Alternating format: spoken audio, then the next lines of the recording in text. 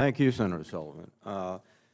I want to make one announcement and two, a few follow-up questions. In the discussion today, there was the issue of when our committee is going to be briefed on the legality of the Secretary of Defense's policy regarding reproductive rights. Pursuant to an amendment that we voted on in the NDAA markup, there will be a briefing next Wednesday morning for all staff members. So I encourage all of our colleagues to come and to receive a thorough briefing on the legality of his position. The other issue that comes up consistently is, why don't we just take a vote on these 251 nominees that are on the floor? There are more in committee, and every day or every week, this will grow and grow and grow. And I just want to remind everyone that Senator Tuberville and others who are insisting on these votes are also insisting on we follow all the procedures, which includes cloture, time pre and post cloture.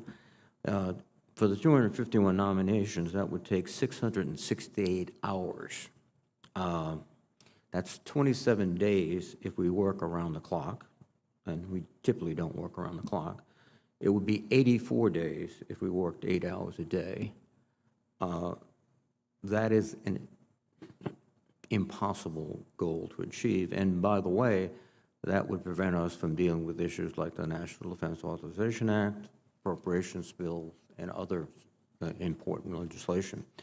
So this notion of just let's take a vote is, I think, indefensible based on the fact that it's virtually impossible to do that. The other aspect here, too, with respect to readiness, is that even if we took a vote on say, your nomination, General, and went through all the procedures, et cetera, you would not have a Vice Chief of Staff, correct? That's correct. Who would perform the role of Vice Chief of Staff? I mean, we're still working through this because I think we're a little bit in uncharted territory, but we would have to, look for people across the staff to kind of pick up some of those duties where they could. And of course, that affects readiness.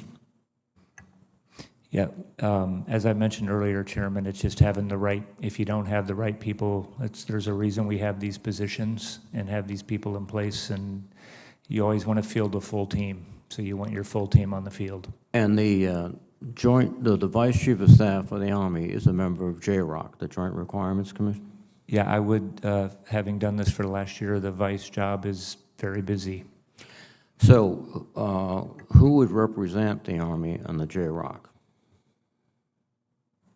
So we would, again, have to look at the G3 or the Director of the Army Staff or, look at those, and that's challenging as well.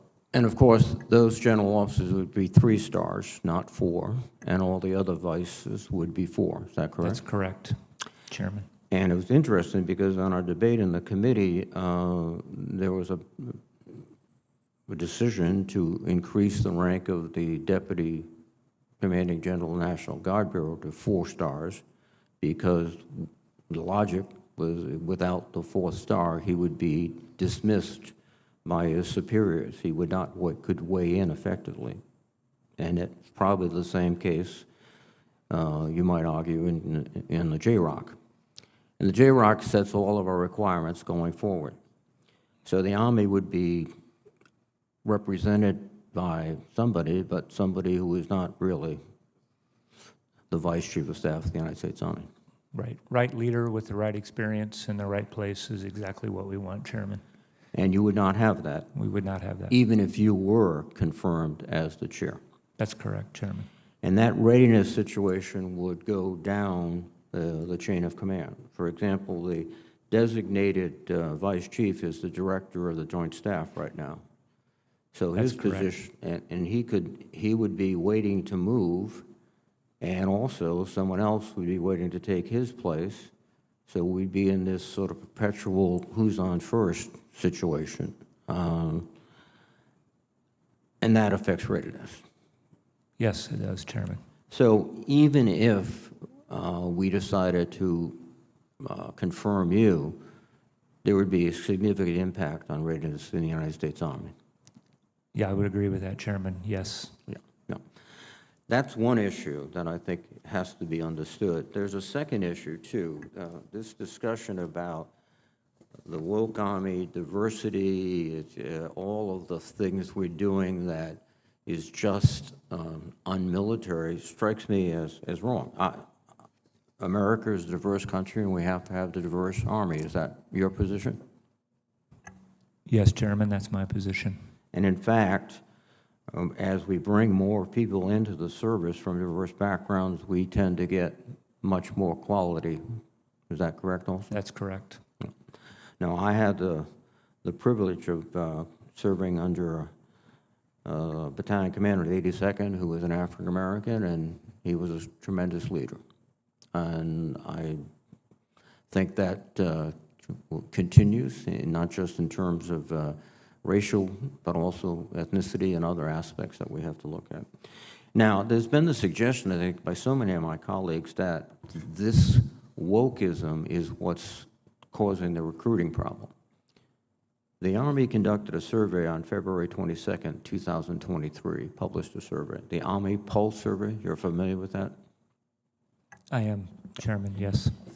The number one reason that the respondents gave for why they would not join the Army, I'd be putting the rest of my life on hold. You said that several times. That's 21%.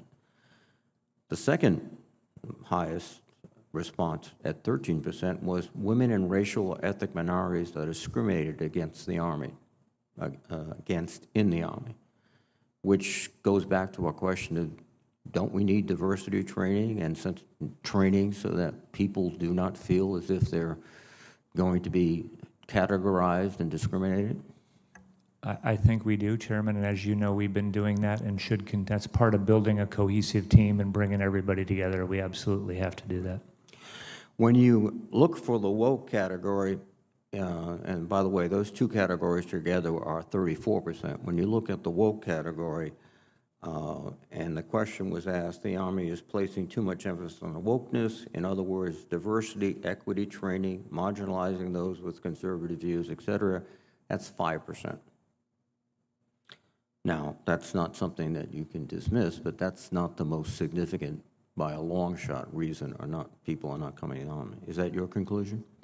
I think I agree with you. We can't dismiss anything, and we got to get after perceptions. Just like I was telling you before, the Army is a great place to serve. I know that. I believe that with all of my heart, and we've got to get that out there. You're going to accelerate your life.